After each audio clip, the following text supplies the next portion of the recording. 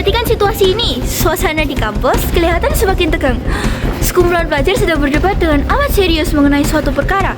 Seorang pelajar coba meredakan keadaan tersebut. Tolong bantu saya. Keadaan ini semakin tidak terkawal. Marilah kita menghentikan perdebatan ini dan membuat keputusan tentang kita untuk makan. Mari. Hentikan.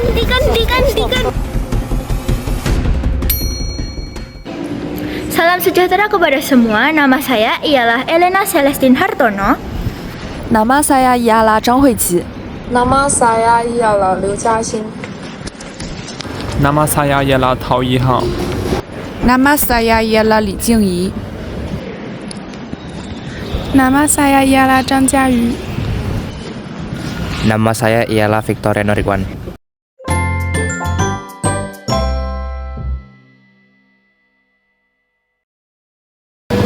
Kita sering mendengar istilah budaya. Namun demikian, apakah sebenarnya maksud budaya? Adakah budaya hanya merujuk kepada tarian tradisional, pakaian adat, atau bahasa yang digunakan oleh suatu masyarakat?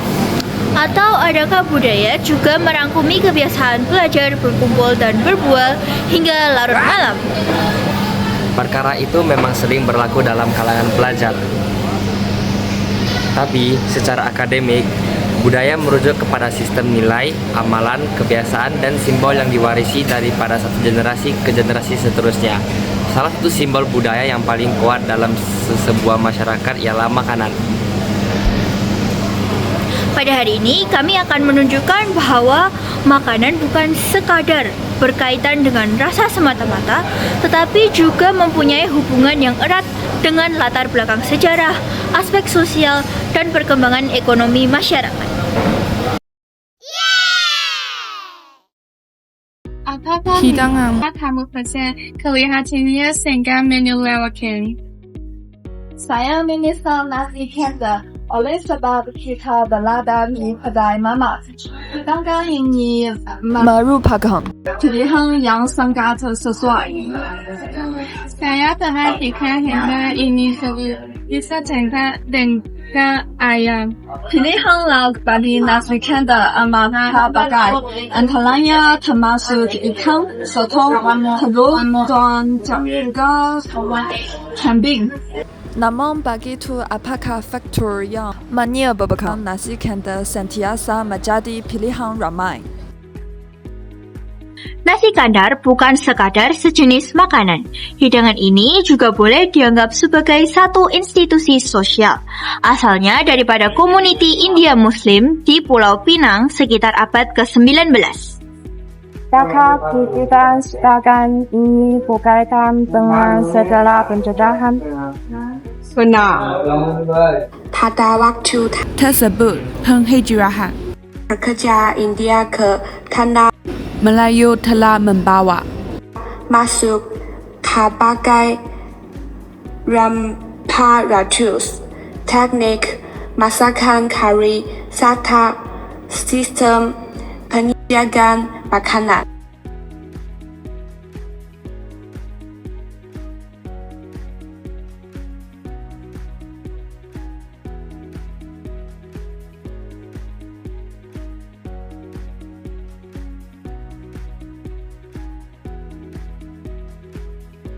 Konsep yang dikenali sebagai banjir yaitu mencampurkan berbagai jenis kuah kari dalam satu hidangan, melambangkan percampuran budaya yang berlaku dalam masyarakat. Tahukah kamu mengapakah hidangan ini dinamakan kandar? Kata kandar merujuk kepada kayu gala yang digunakan oleh penjual pada masa lalu untuk memikul dua bangkuan berisi nasi dan lengkap di bahu mereka. Dengan kata lain, satu pinggan nasi kandar boleh dianggap sebagai lempeng perpaduan budaya. dalam banyak aspek.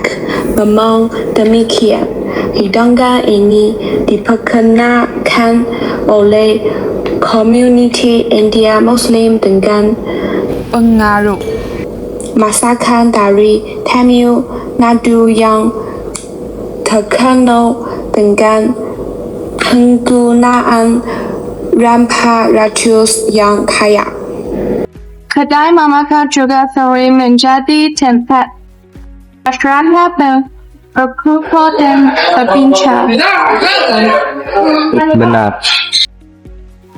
Di tempat seperti inilah pelajar berbincang mengenai tugasan pekerja, menyelesaikan urusan kerja, malah kadangkala turut berlangsung perbincangan mengenai isu semasa.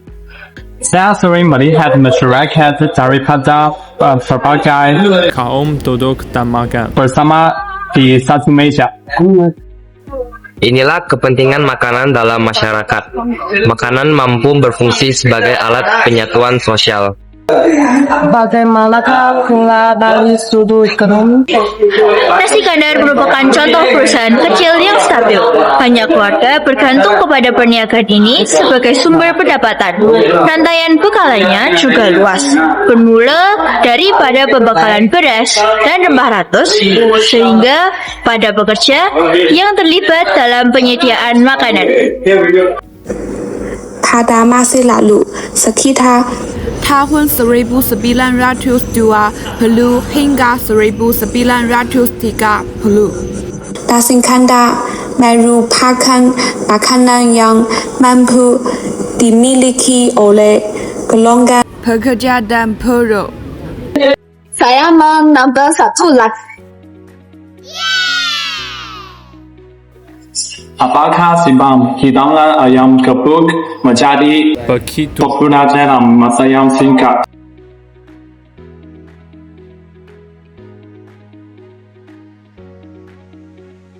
Ayam gepuk berasal dari Indonesia, yaitu tempat saya dan Victor dilahirkan serta dibesarkan. Walau bagaimanapun, di Malaysia, hidangan ini berkembang dengan pesat karena menepati cita rasa masyarakat tempatan yang gemar makanan pedas. Hidangan ayam gepuk berasal dari Yogyakarta dan dianggap sebagai evolusi modern pada ayam penyet. Keistimewaannya terletak pada proses geprek, yaitu ayam goreng rangguk yang dihancurkan bersama sambal segar yang sangat pedas. Di Malaysia, hidangan ini mulai berkembang sekitar tahun 2010-an dan menjadi fenomena dalam kalangan generasi muda. Apakah fenomena ini boleh dianggap sebagai sumber globalisasi makanan? Globalisasi membolehkan suatu makanan merentas sempadan negara dan seterusnya disesuaikan dengan cita rasa masyarakat tempatan. Di Malaysia, tahap kepedasan sering dijadikan strategi pemasaran.